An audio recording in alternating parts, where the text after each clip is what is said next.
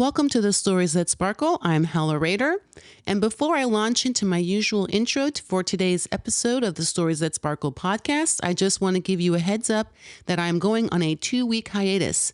That means there will be no new episodes coming out here on this feed Wednesday, October 29th or Wednesday, November 5th. I will be working on editing all the episodes I recorded during my 4-week driving tour around the country, aka the Disco Ball Tour.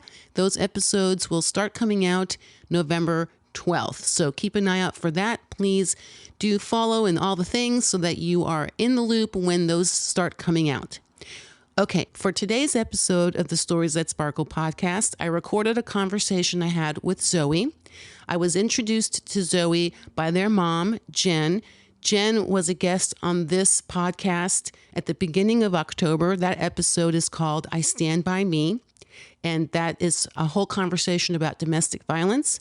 So ending the month of October, which is Domestic Violence Awareness Month, by chit-chatting with Zoie about their experience growing up, navigating the aftermath of the discoveries made of domestic violence in the home. Zoie is one of the most inspirational people I've ever met, virtually or otherwise. They have an incredible story of resilience, but also of determination to reclaim their sparkle, and we get to hear all about their mom squad. This is just one of the most inspiring conversations and a great reminder that no matter what age we are, when we share our stories, we have something amazing to offer to each other. Zoie and I do get into some of the details of the domestic violence, the marital rape, and the gaslighting that occurred. So please take care of yourself. And if you need to, skip this episode entirely. And now, without further ado, I invite you to get comfortable, sit back, and listen in. I'm Hella Rader. With a good sense of humor, an open heart, and an open mind, I love to explore the very human complexities in others and in myself. That's why I created a space for women you have never heard of and could easily pass on the street to share in their own voices the intricacies of starting over in life, building community, inhabiting their bodies, and more. Welcome to our Disco Ball, the stories that sparkle. Hi, Zoie. Hello. Thank you for joining me on Zoom on your day off, or one of your days off. Yeah. Super appreciate it. You're in college. You're a junior, right? Yes. Yeah, I mean, I'm not 20 yet, so. Oh my God, I love this. I've been wanting to talk to a young person, so I'm really excited to be doing this with you. Thank you. I'm happy I can do that.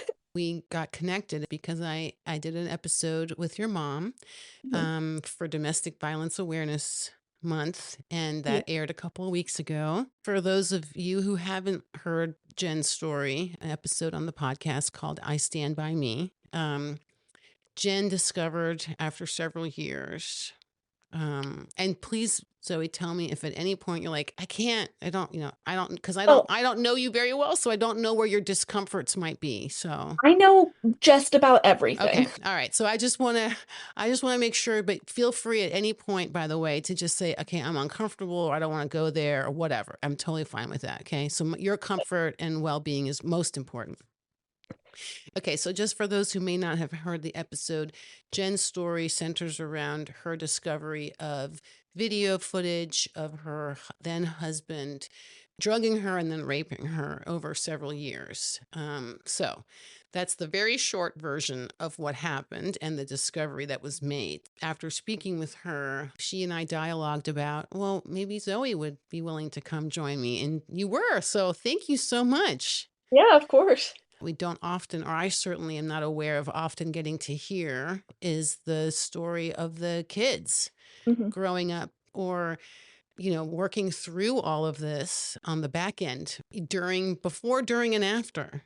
It's a weird story, and I don't really know where to start because there's a lot of pieces to it, and it's like then just the 6 years of like no contact life too. But I mean, I can start from where I like started piecing the things together in 7th grade, because that honestly is where it like things happened in my brain. Sure. Uh, Yeah, that sounds like a great idea. yeah.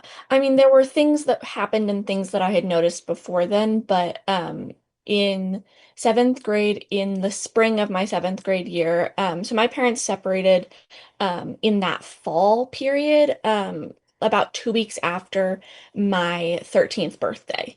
Um, Oh, wow. so first of all, I thought that was my fault. That's a whole nother. Oh, sure. Yeah. Well, that's a whole other layer, I think, in general with like parents splitting. But I mean, certainly, gosh, yeah. And at 13, holy smokes. Yeah. Mm-hmm. Yeah. So that happened, but then my dad was living a couple blocks down the street from us. At the time, we did Christmas together as a family, like lots of things. But when they separated, we were just sort of told, like that um there were things that my dad had done that were not okay, and that he was working on himself, and that they both still loved us very much, and that like we were still a family even if they were not together. Um, and things sort of just like existed. Like it was weird and awkward. I was a new teenager and my brother was in fifth grade. So like both of us were dealing with plenty of other things with just like school and being kids. Um, and then um in so we were living sort of just the regular or like what I understand to be the typical divorced parent life of, we have the days where we sleep over at dad's house and we have the days where we sleep at mom's house. And mom's house was the house that we had lived in before they separated. And so like in East Flatbush. And so we sort of designated that as home or home base. And then we had our dad's house, and he had some roommates and things. So we went over there not super frequently, but usually like once or twice a week, or at least for like dinners and things. And and so we sort of lived that life for a little while. And then in spring, there were a couple of times in that like winter spring period, or twice, I suppose, that Child Protective Services came to visit our house. And at the time, I didn't really understand who they were, what they were doing, because it's kind of a hard thing to explain to children what they're doing there, especially if you're not really aware of what's going on. I think in some situations where the abuse is much more clear, especially towards the children, um, where there's like physical abuse involved, that it's often easier to understand why they're there and who they are. But they came and they were just like asking us on a random day, like if we knew anything about like our parents, like if they drank or smoked, or like how we felt about them, and like talking about the fact that they were separated and if we knew anything about that. And so like very nebulous questions that were hard to answer, and me and my brother were sat down on the couch together answering these questions and then individually on our own.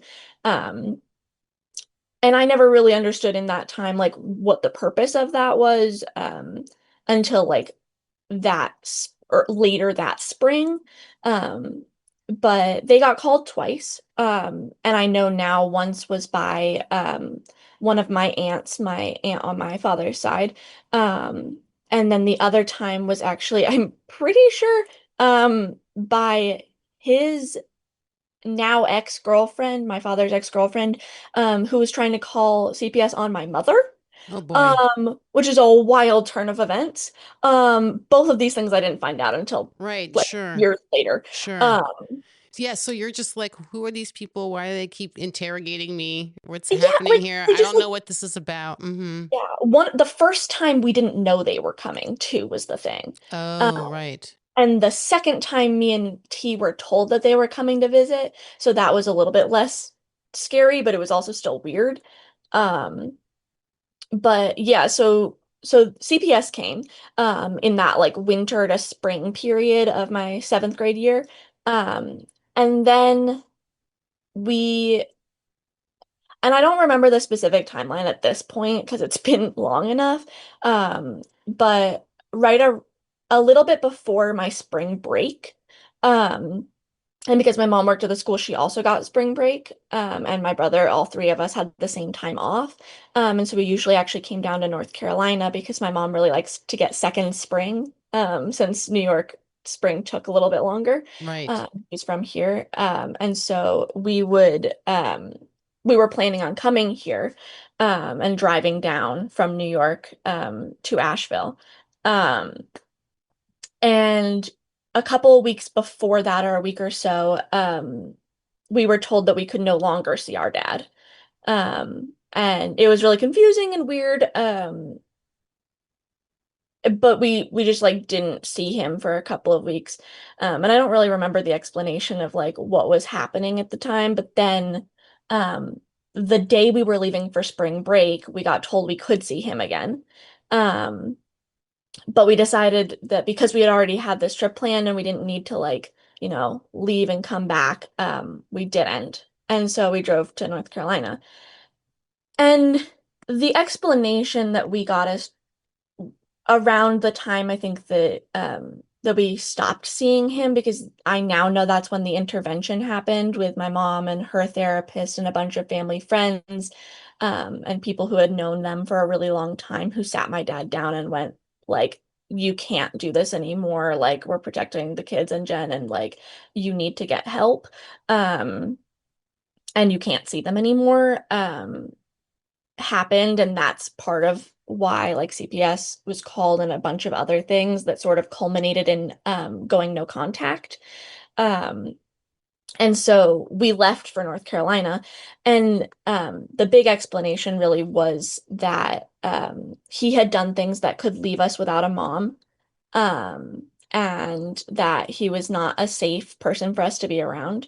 Um, Me and T, my younger brother, got told that if we saw him and he tried to talk to us, that we needed to call the police, because he was not allowed to talk to us. And he worked pretty close to where we went to school. So that was not an unheard of possibility. We also Right. took the train that he also took to get home.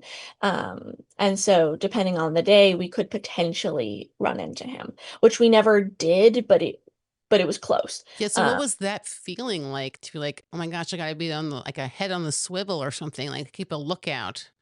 it was really discombobulating because like I at that point, like the feelings were, I guess, a little bit more complicated about how I felt about him. Mhm. Mostly because I hadn't unpacked like the experiences or understood the gaslighting that I had experienced. Um, but also like d learning that your dad could have left you without a mom. Like the thought processes of like a 13-year-old girl at that point, um, who didn't have any information aside from the fact that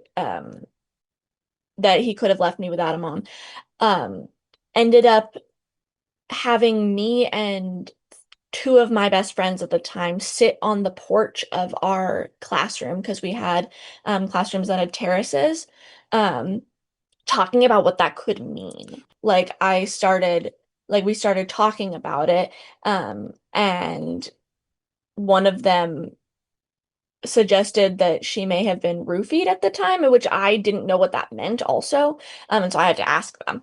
And also coming from two other 13-year-old girls, like that's not a whole lot of context or information. But remembering that as an 8-year-old, that there was a time where I had walked into my parents' bedroom at night to say goodnight to my mom. Um, and she was acting weird, and then she started telling me about how we were going to have to leave the school, and that like I was going to have a new teacher because we keep our teachers in Waldorf education typically. So Miss Kobe was my teacher at the time, and I really liked her, but just like that we were going to have to leave this school. It was really confusing and weird because she wasn't speaking super clearly. And then I remember going to bed, and the next day asking her about it because I was really confused and she didn't remember.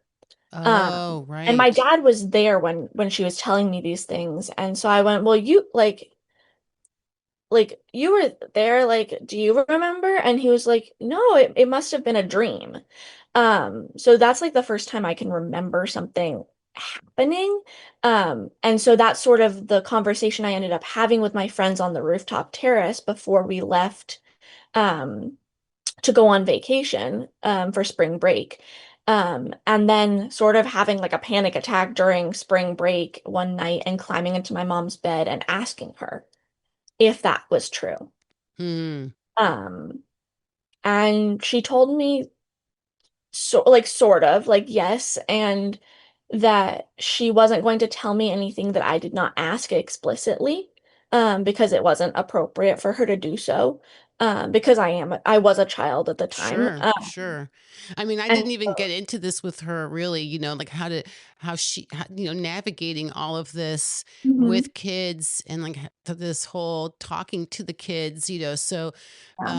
we didn't, we had a long chat as but it covered a lot of ground, but that we didn't, we didn't get into that or didn't get to that part. So this Yeah. is really yeah, I can feel like I'm just listening and I'm feeling like the stress of both Mhm. where you're at with it, right, in this moment, like, huh? Like what is happening here? Like I feel crazy. I mean, I feel that Yeah. vibes of like, but I saw this thing and you're telling me I didn't see what I saw, like the gaslighting Mhm.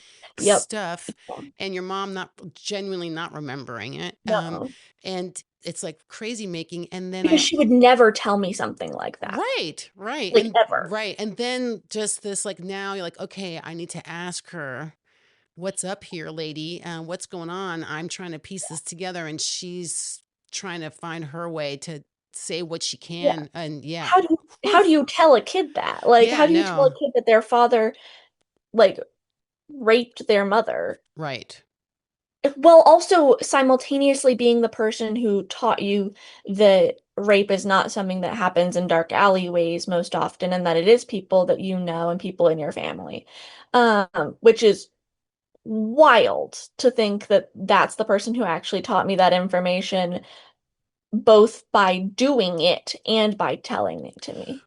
Uh, Right. Oh, in wow. Yeah, in that's the same also home that everything happened in. wow. Um, That's a on the lot. same couch that he drugged my mom Right. at. Ooh, Like, ooh. Wow. mhm. That is a lot. Yeah. So I was very confused. Yeah, I mean, that would be yeah, I would be too. That would wow, that's a heavy load. That's a heavy load. Mhm. Yeah, and then also being an older sibling and like not sharing the information with my brother, but also both of us having some different feelings, especially at the beginning, in terms of like, because he didn't have more information, and also because he was a child when everything started, like he was a baby when things initially began, that I actually have memory of the before times, Hmm. before things started happening, before he started drugging and raping her, and also like kind of that mental switch that happened. And I also just generally have more memories of all of the like timelines and the things that happened. And he only recently asked the questions to get more information, like a year or so ago, because he didn't want to, and that's okay. Right, sure. But my mom also respected that, and I respected the fact that he didn't want to know those things. And so, being the older sibling who was there to support him and to support myself and to access that support from my mom or other adults in my life, while also not being able to share that information, was definitely weird. Uh, Yeah. I mean, was there also a level of like feeling protective of your brother or yeah, mhm. absolutely. I mean, another thing that like happened that I pieced together some of the abuse with was because I was the golden child. I was daddy's girl. um my entire life, like, I I did a lot of the same things that he liked to do. I loved the outdoors. It's part of why I'm a conservation biology major now, which I almost didn't become because of him. um like, I I could do no wrong. And so I could get away with a lot more things in terms of asking questions and pushing back when he still lived with us and was a part of our lives, when things still felt weird, because my brother is really similar to him in some ways. Or at least I think he perceived it to be true. and I don't know what was happening there, but he would often get really upset at my brother for just existing. And my brother has asthma. And so when he would cry so hard he couldn't breathe and he'd turn blue. Mm-hmm. And my dad would yell at him and he'd keep crying. And so I was the one who would get in between those two when that was happening if my mom wasn't home, because this didn't happen when my mom was home. Uh, Right, right. so I think that sort of started the like parentified child existence that I lived in of like my baby brother is being yelled at, like I have to protect him, and then that sort of spiraling into other things with knowing information and not being able to share it, but also not knowing everything still too, because again, I'm a child and I don't really understand what most of that means. And he having maybe more of a want for our dad in the like time after, because I knew more, and so I immediately was like, no, I hate him. I don't want to see him. Um and he wanting to a little bit more, and sort of fighting myself at the time of like, no, he's a bad person, but also he's allowed to make his own choices, like, and not, and the like family discussions that me, my mom, and T would have just like about that. Uh, Mm-hmm. so I think I had less complicated feelings directly towards my father, but also the complicated feelings came in the form of like wanting to protect my mom and wanting to protect my brother, but also not knowing how to because, again, I'm 13. Right. You're like, I'm a kid. I don't know. Yeah. Yeah, Mm-hmm. like what do I do against a man who we have a restraining order against? Like, Right. and the restraining order did not cover me and my brother, which is why we were told that if we saw him and he tried to talk to us, we had to call the police if we were not with our mom, because he could not be around her, but he could still be around us. Right. And Right. because we went to the same school she worked at, we were a little bit safer, but also like if I went out with my friends or did other things as a teenager who was allowed and knew how to use the subway, like there are plenty of possibilities for running into him. Yeah, no, I mean, you growing up in New York City, I mean, Brooklyn, whatever, it doesn't matter. You're a city kid. Yeah. Yeah, You know how to take care of I lived yourself. there for 15 years. Right. You're like, I get around, yo. Yeah. Yeah, Listen, y'all, I can get around on the subways. Yeah. yeah, Um, wow. yeah. So Whew. like that's where I found everything out Right. Was on for the that beginning. that night when you were like, Mom, what's up? Like, what was that about? I'm trying to piece this together. Mm-hmm. Hmm. Yeah. Yeah. Hmm. So yeah. Wow. Oh my gosh. So now, I mean, what was that journey then for the past, what, 6 years between then and today? Like, what has been the sort of arc of that for you? A lot of therapy. Yeah. Well, yeah, good. Yes. Excellent. Um, yeah, I mean, it's weird because now it's not that big a deal in my life. Like, I mean, it is because it's a big deal generally. Um, but it also just is my life. And so I feel like currently, like it's like talking about this, or like people ask me, or I offhandedly mention something about my dad, and they're like, "What?" And I forget that it's not normal. Right, Uh, right, right. I was going to ask, actually, that's a good point. I was curious about that. I mean, as part of like getting to hear, like now that it's been sort of integrated, if you will, into, it's a part of your story, of your life. And, but yeah, when you're encountering people who don't know anything about this, yeah.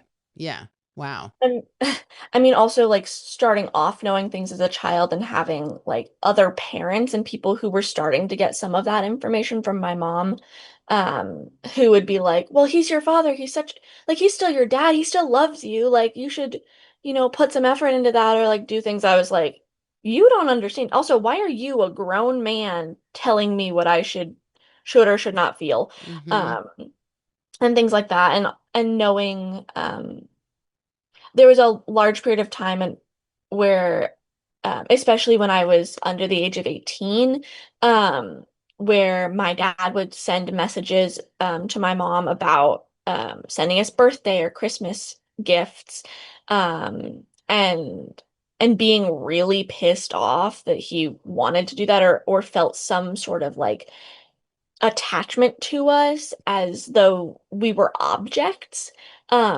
Because most of the time when the wording that he used was very object, and not like, oh, I want to see my kids, like I love them, like they're my kids. And then that fading off when I hit 18, because the custody agreement only went until I was 18.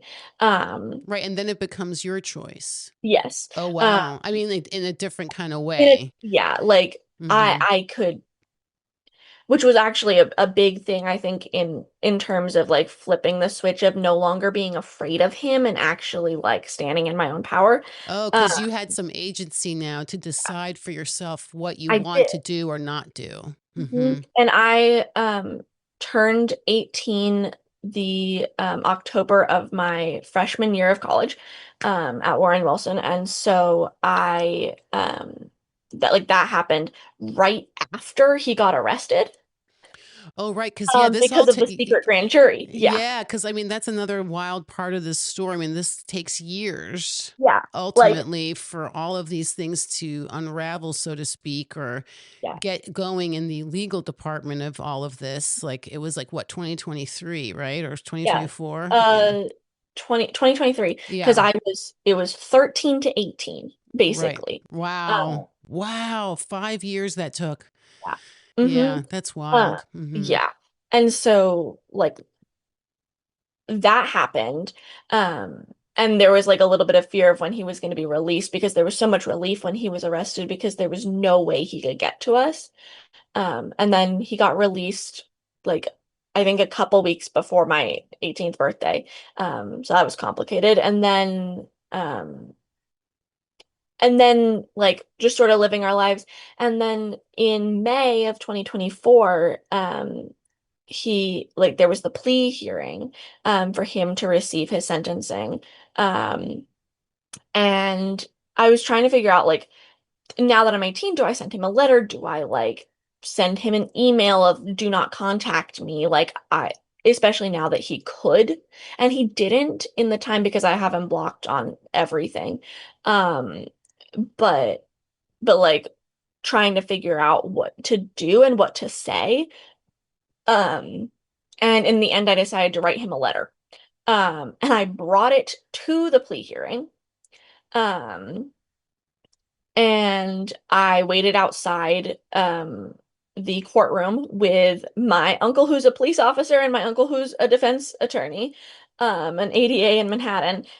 So my 6'7" uncle and my like 6'2" or 4" uncle, um, who scare the living daylights out of him. Hmm. Um, Standing there in my very, very blue matte lipstick, Oh, I look love this. very angry. Well, Right. all the 40 people who were there to sit in the Yeah, courtroom there was a are in the crew. like waiting area, and I'm standing in the hallway in front, and my mom and has already gone into the courtroom, and he's walking up with his mom and his new girlfriend, and who all of whom I have either never seen before or haven't seen in almost 5 years. Um, and I like step out from my uncle's, and I look him dead in the eye and wait for him to walk up. And I go, "This is for you." And I hand him the letter, and he goes, "Thank you." And I just stare him down, and make him walk into the courtroom, and then I walk in. And so he had to sit for the entire plea hearing with that letter in his pocket. He Wow. didn't get to read it beforehand. Wow. Wow. How There's did also that no copy of that letter anywhere right. except the one he has. Just, oh, I love this. You're like, this was something I had to write Yep. and hand over and let And go it of. does not belong to me anymore. Oh, That shame wow. and that like all of the feelings of guilt that I had, all of the like, what could I have done better as a child to fix the problems? Like, you made me feel like a piece of shit. Here, this is for you. Right. I'm handing this over now. I'm letting this go. Wow, that's like a really I hear a release there of like I'm dropping this rock, so to speak. Hmm. Yeah. Yeah. Hmm. So like that, I think that was the biggest turning point was freshman year when that happened. And like there were lots of things in between of like discoveries in therapy and talking to friends and talking to my mom and learning more things. Because I also think like it it's not all that complicated. Like I knew how I felt.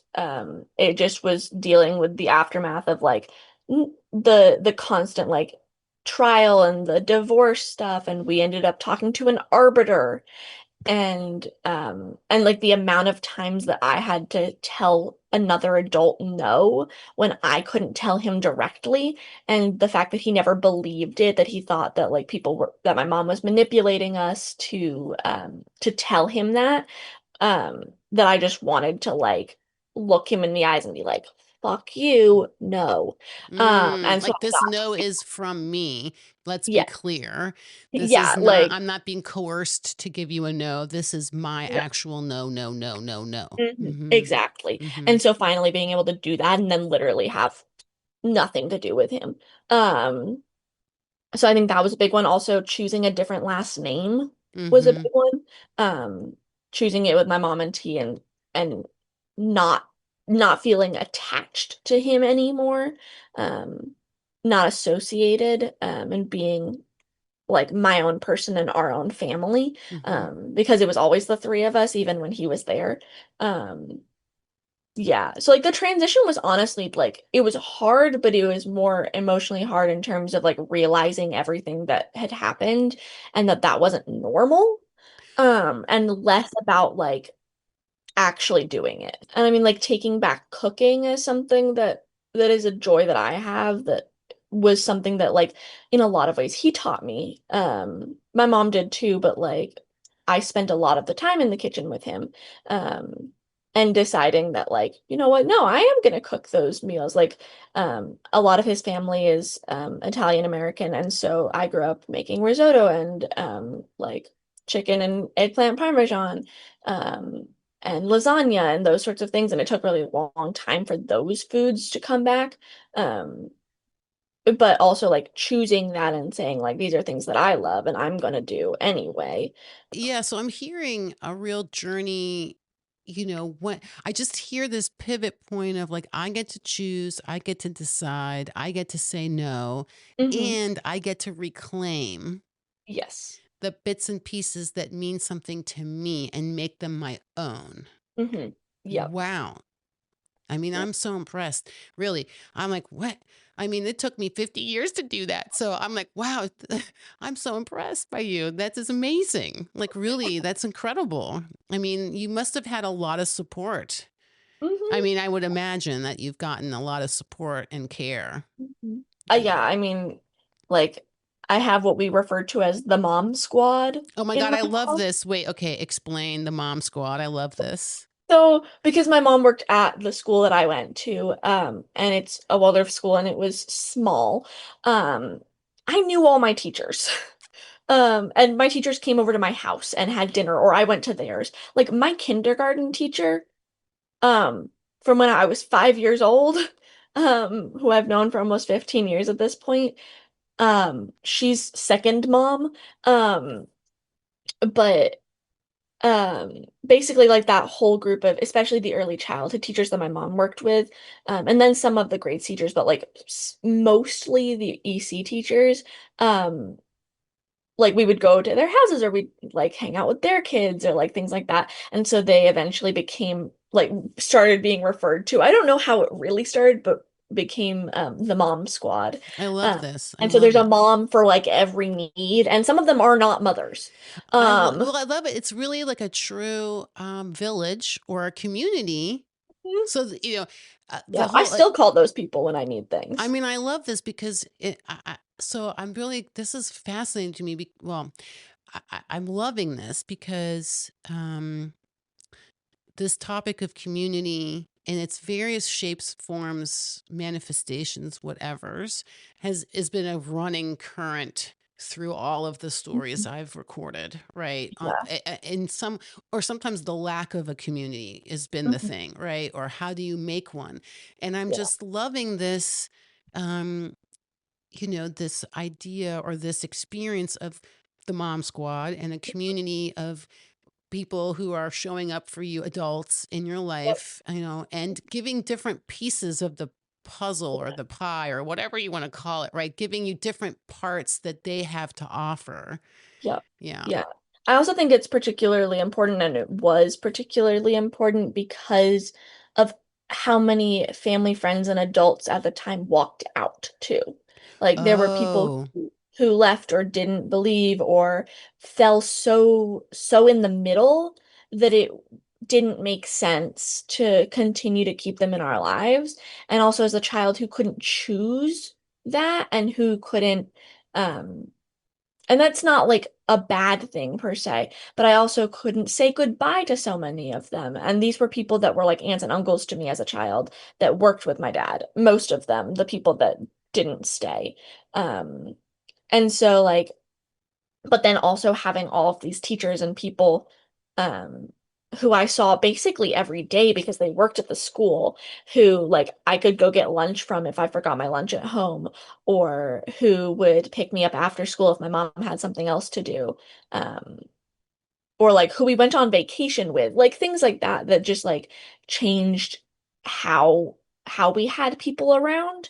Um was really important, and it still is. And I mean, like when we went to the like debut film screening this summer of like of the Tiny Movements film, mm-hmm. that all those people were there. Like they Right. were there in the room and I sat next to them. Like that, like they're still here, and like they text me or they send me funny Instagram reels. Like for everything. Like I have a mom for snack mom. I have I have I love I have this. the boxing mom. I love it. Like when you got to work out some aggression, anger vibes, you got Yeah, a boxing like mom. I love that. Yeah. and Yeah. like I have a mom for every purpose. I could call any of them up on any given day and I could get what I needed from them. Like I've got the people to call late nights. I've got the people who are there early in the morning or at like lunchtime. Um I have never been ghosted by any of them. Like they will respond. They will send me the things that I need. Um I mean, so this is like a real phoenix from the ashes kind of part of the story to mhm. me. Like, I mean, you are in general. Like, let me just say, I'm telling you, I'm so impressed and inspired by you, FYI, that, you know, I mean, um, I'm sad and angered that this is how this came about for you. I mean, I would have loved to be Obviously, a child. yes, Or more of a child than I got to be. yeah, I 100% hard agree on that. And I'm also still inspired by the fact that you w- navigated that to this place of, being able to experience the reclamation and all already, and the joy I hear of Yeah. having the mom squad and Yeah, like I this mean, mom I had a squad. Yeah. great life. Yeah. Like I there are a lot of things about my life that could have been better, that could have like gone differently, but also like I like where I am and I like the people that exist in my life and the friends that I have. And I mean, like I'm sitting here and I have a snake that I've owned for almost 15 years who's sitting like on the other side of the screen. Like I I love the school that I'm at and the people that I interact with every day. And like, I may end up baking an apple pie with one of my professors and a recently graduated best friend. Like, I my love life is this. great. I mean, I'm loving this. Yeah. I mean, I'm really encouraged by in a relatively short amount of time and how well you've turned it into, choosing. I'm hearing a choosing to embrace life moving forward, Yeah. I and, mean, I was a very sparkly child, like, mm, and then that sparkle sort of died for a minute, and I was like, wait, hold the fuck up. I'm letting a man choose that? Like, mm, right, okay, what? right. Wait, I'm letting someone else tell me to sparkle or not sparkle? Hold Yeah, and on. then I went, fuck that, and did it anyway. I love this. You're like, I'm going to sparkle. Thank you very much. Oh my God, I Oh, love this so much. And that's what I'm saying. That's the part that is very inspiring to me because that was not my personal experience. I didn't have that ability to choose to sparkle mhm, earlier than we all get there when we get there, but I'm just really encouraged to hear this. So mhm. I'm really grateful for that. I mean, for you. Like this is amazing. Like I love this apple pie and everything. Like this Mhm. is delightful. This is wonderful. Well, make my pie and I will eat it too. That's right. Yeah. So what has it been like, as you're becoming more adult and growing, aging, getting older, so to Oh, speak, hitting your 20s almost. Um what is that like then in terms of like for you with romantic relationships, given this being in yeah. your past, watching that all play itself out? Yeah, it's been interesting, especially because of the timing of how that happened. I have been in a relationship with a really great woman for the last 2 years. Um, and that's the only romantic relationship I've actually ever been in. Mm-hmm. Um, I came into college, I was not planning on dating. Like I was planning on having fun and doing school. Like I came to college for school. Right. I graduated a year early from high school and then went to college. Um, so like I meant business. Right. You're a very I'm hearing that. You're a very determined, like focused person who's like, I have a plan and I'm doing this thing. I'm gonna sparkle Yeah. and I'm gonna make my pies and I'm going to school to go to school. I'm not fucking around here, people. Well, I mean, I'm going to a work college for Mm. like I we work 10 hours a week now. I work 12 hours because I'm a crew lead for my work crew. Oh wait, And I'm okay, an what does RA. that mean? What? Like explain that to me. I don't even know what that Oh, means. yeah, so Warren Wilson is a work college. So we're part of the work college consortium. And we have um like grant funding basically where we work, and so the students run the school. We have people who work in facilities who come and fix our lights and who do plumbing, and we have people who run the farm because we have a working farm. We are on like 700 acres of land. We have people who run the dining hall. We have students who run our IT department. I work in our peer coach crew, which is in our office for careers and internships.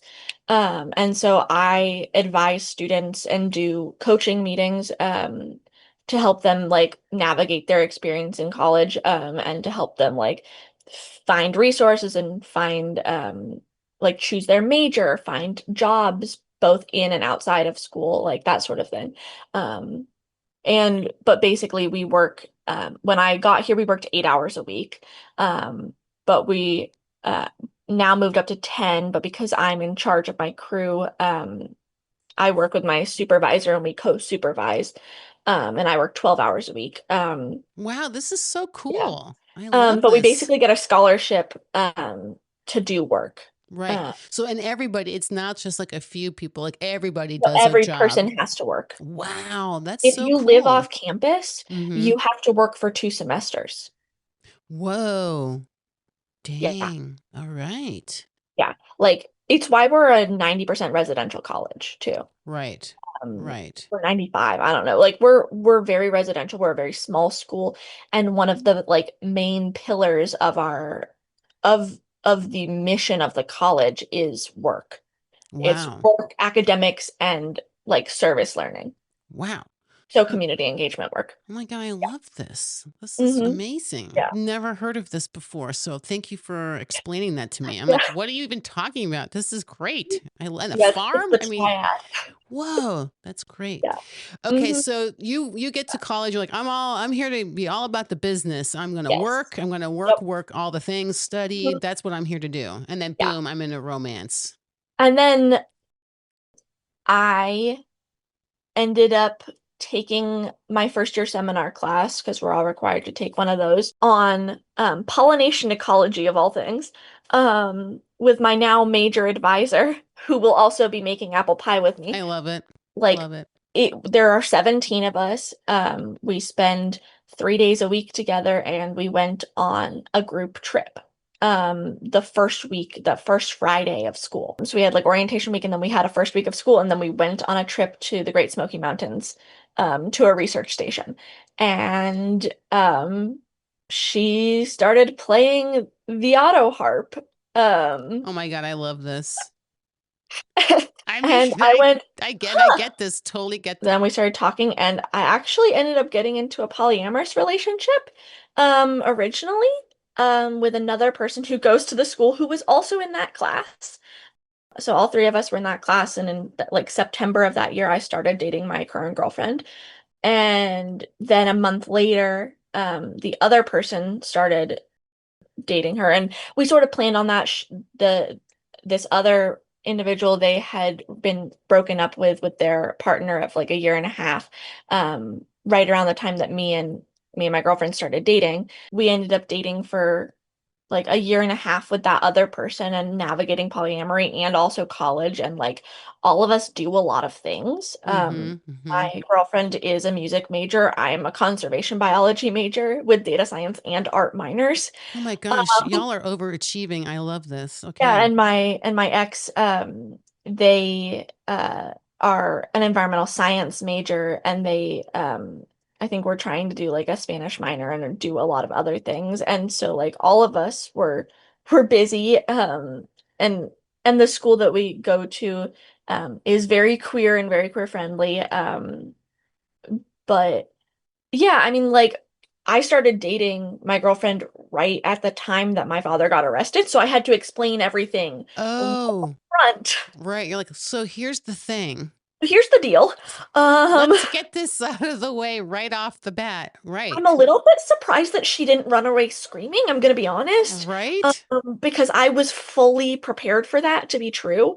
And you'd have to ask her why that didn't happen. But So um, what was that like? Was that scary? Were you just like, yeah, I mean, yeah, I was I was used to explaining it somewhat, and I explained it to some of my friends like the first couple of weeks of school. But then like basically 3 or 4 weeks in, he got arrested, and I was like having a moment. Um, and I told my friends what was happening, because I'm not gonna like be like, it's fine, everything's fine. right, Um, right, s- so having to explain a large chunk of your childhood trauma before you actually start dating someone, when it's also going to be your first relationship ever, is maybe not something I highly recommend. You're like, listen, y'all, I would not do this again, maybe, but okay. I wouldn't do it in that way again, but it Right, worked okay. Um, right. so Yeah. like, I mean, I also like I got a good example from my mom in terms of like still living your life and still loving people and trusting. And I think that's a hard thing. It's not super complicated, but it's definitely hard to know the evil that exists in the world, and that it existed in your own home with somebody that was supposed to love you point blank. Like, your parents are supposed to love you unconditionally, and one of mine very much did not. Um, and I'm lucky to have another parent who makes up for that with leaps and bounds. But like, then being like, I'm gonna choose this person to like, and I'm gonna love them. And I know that I have the capacity to do that, but also trusting that somebody else does as well is hard. Uh, Right. Yeah. No, I get that. I mean, yeah, that's what I'm hearing the like, navigating like how do you remain soft basically, and open yeah. and not guard, to the point where you're shut down. I mean, that would be very difficult. Mhm. Yeah. And I think like therapy was helpful in terms of that, and also just like having that conversation, and being brutally honest. Like, there have been so many times where I've had to look her in the eye and just be like, this is the thing. Like, this is not your fault. This, like, whatever it is, like, this is how my brain was taught to react to this, and I am like, and I see that you are not this, and I also need to take a second to like rewind and be like, okay, we're good. I'm fine. Um, which I think like we've gotten pretty good at this point. I mean, I think I still have the capacity to love, and I love my people really, really hard. And sometimes that hurts a lot, Yeah. Mm-hmm. when that's either not reciprocated or there's like a collective choosing to end something. Um, but I mean, I feel really lucky to be dating the person that I am. She's great. Right. Oh, well, I'm so glad to hear that. I have learned some things from you today. I'm serious that I'm like, I'm going to totally do that. Like, I'm working on the whole like being honest and letting people know exactly where I am or who I am and not being afraid to do that. And like that actually being better for intimacy than worse. And Mhm. I'm like just working that out for myself right now. So this is like, oh, It's I'm not so in. convenient, but it does seem to work. Yeah, it does seem to work. No, it works definitely better, but it's scary. And I'm really, I'm encouraged and re-inspired to keep doing my work in this area by you. So thank you Yeah, of course. for sharing that. That's really wonderful. Because I'm a Yeah. firm believer that we learn from each other and no matter what age we Mhm. are, right? Yeah. So, all right. Well, what are your hopes for when you finish school and you graduate? And we'll end with that. Like, where do you see yourself? What do you want to do when you get out of college and you stop studying and you're working, not just Yeah. working and studying? You're going to just work. Well, the thing is, I don't think I'm ever going to stop studying because I want to go into research. Oh, okay. Well, there's that. Okay. I love this. Yeah, I love learning, and I have my whole life. I would cry when I got sick and couldn't go to school, not because I was sick, but because I couldn't go to school. Um, that's still true. I Um, love that. yeah, but I'm currently doing my capstone project a year early because I wanted to have more time to work on it. But I'm doing a project on aquatic invertebrates in our river after Helene and the Army Corps of Engineers were in it. And so I think I will probably end up working in aquatics. I did fish sampling with one of my professors this summer to help the state researchers who don't have enough people to do that all of that research in every river, to help provide them with information about post-Helene fish assemblages. Um, I also really love pollination ecology. I like ecology in general. So I will probably work as a field tech because I want to do field work for quite a while, and then potentially go to grad school because I want more learning, and I would probably end up wanting to specialize in something, but I couldn't say for sure in this moment what I want to do because I have some amazing professors who do a lot of different things. Um, I also have a lot of super cool professional adults in my life who are mentors, like a U.S. Fish and Wildlife biologist of 25 years who has decided to take me under his wing, and we're building a pollinator garden together in Oh, November oh, I that we've love been that. yeah, that we've been planning since July. Okay, Um, well, we'll have to follow up on that because that's my whole thing. I do pollinator gardens. oh, awesome. I had a lot of monarchs this year. That's great. Yeah, very I've been excited about seeing that. them flying by recently. Mhm. Mhm. My first class at Warren Wilson was a pollination ecology class. So that also holds a deep love in my heart. And I'm working as the co-chair of our Bee Campus committee to work with Bee City USA right now. So we're doing more of that. So I really like all of it, and I want to do all of it. And yeah, I mean, I just want to be in the river. Like, put me outside, I please. love that. I love that. Well, again, it sounds like another piece of your reclamation or reclaiming something that means a lot to you.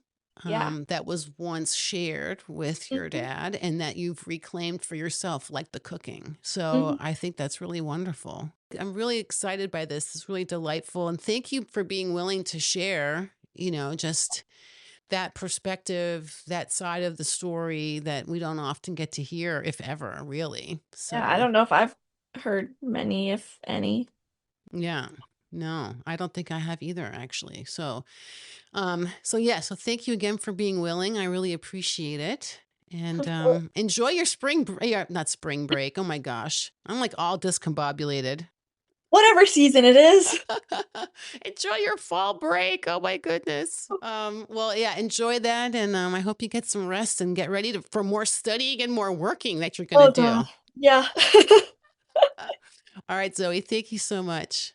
Of course. Okay, bye. Ooh. Thank you again for listening to The Stories That Sparkle, a space I created for women to share in their own voices the intricacies of their stories. Thank you again to Zoie for joining me and for sharing their perspective growing up and navigating the roller coaster of the emotions, the fear, just all of those challenges and coming out the other side of it already so strong at such a young age. So I'm really inspired by that and so grateful to be able to share that story with all of you. And of course, I have put resources in the show notes. So if you are out there and you are scared, you are afraid, you feel unsafe in any situation, any relationship, whether inside or outside of your home, you are not alone and there is help available. If you're enjoying the Stories That Sparkle podcast, I just have one small request. Please pass it on to 2 friends, just 2 or more if you want, and encourage them, invite them to listen in to the Stories That Sparkle podcast. And of course, if you have a story you want to share or a topic you would like me to cover on an episode of the podcast, please drop me a line, hellarator@substack.com, because together we bring light into dark places.